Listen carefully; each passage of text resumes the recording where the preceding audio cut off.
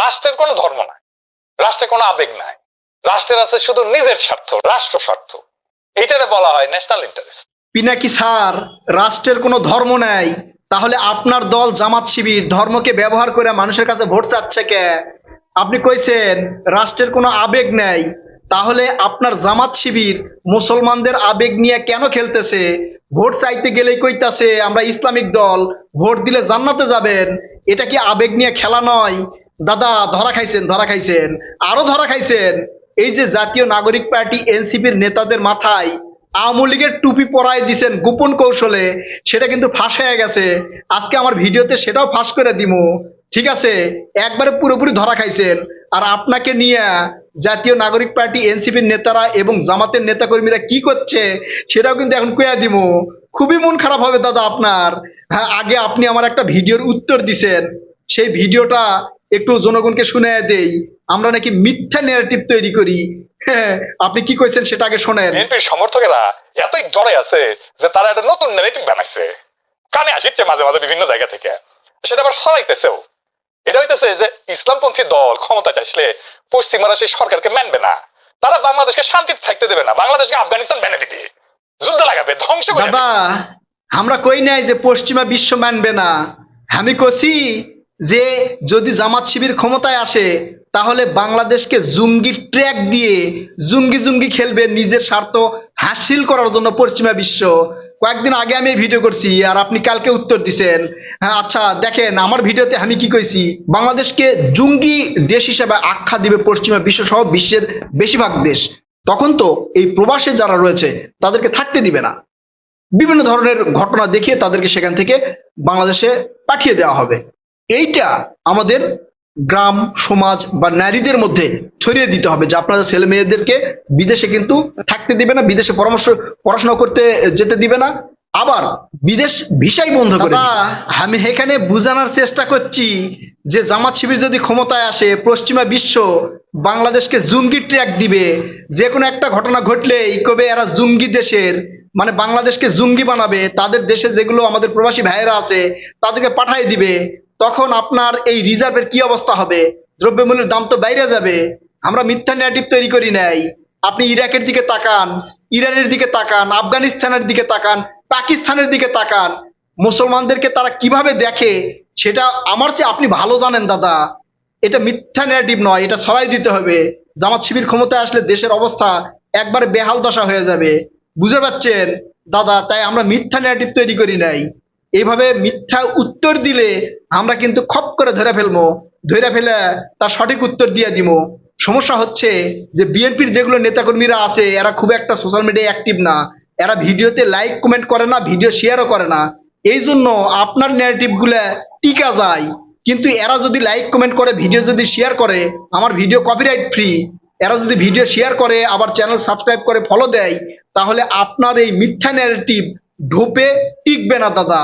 হ্যাঁ, এখন আসি, আপনি এই এনসিপি নেতাদের মাথায় কিভাবে আওয়ামী লীগের টুপি পরায় দিলেন? এনসিপি কিন্তু জামাতের সাথে জোট করতো না দাদা, আমরা জানি।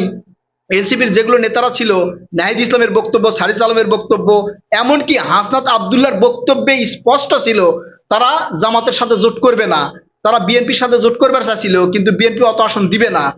ঠিক আছে, পরবর্তীতে আপনার বুদ্ধি শুইনা তারা জামাতের সাথে জোট করছে, আর জোটও করছে, এখন মারাও খাইছে।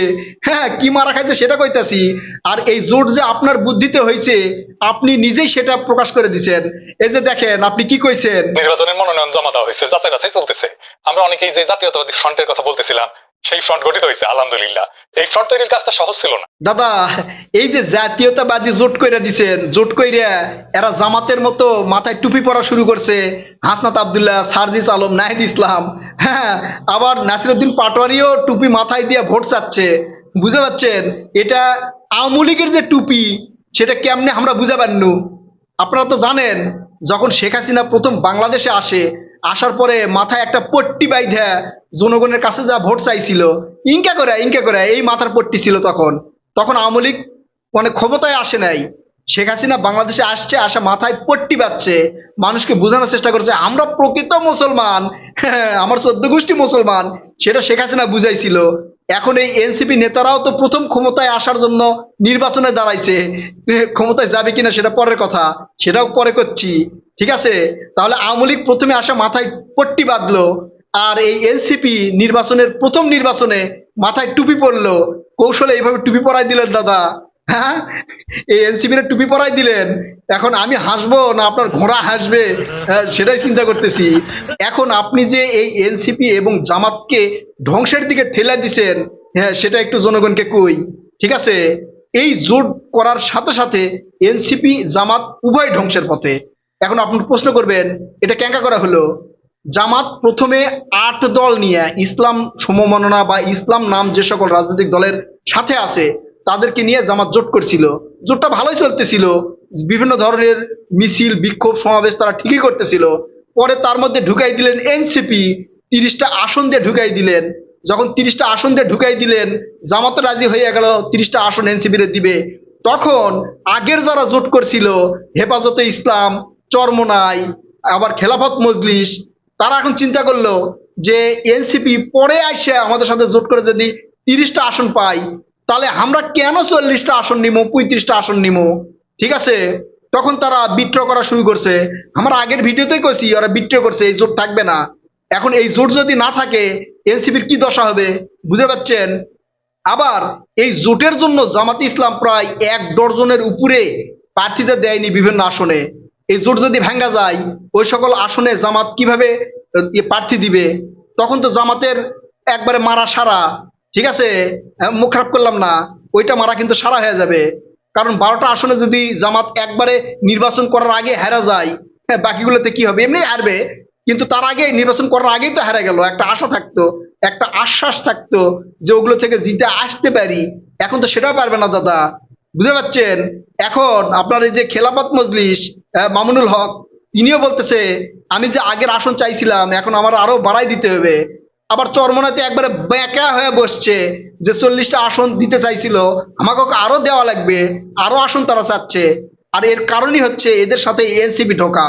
কারণ এনসিপি ঢুকা যদি ৩০টা পায়, তাহলে ওরা তো আগে থেকেই ছিল, ওরা কেন ৪০টা নিবে? এখন ওরা সমান সমান নিবে। এইটা নিয়ে চলতেছে সমঝোতার মাথায় বাড়ি। আর এইটা ঘটছে দাদা আপনার বুদ্ধিতে।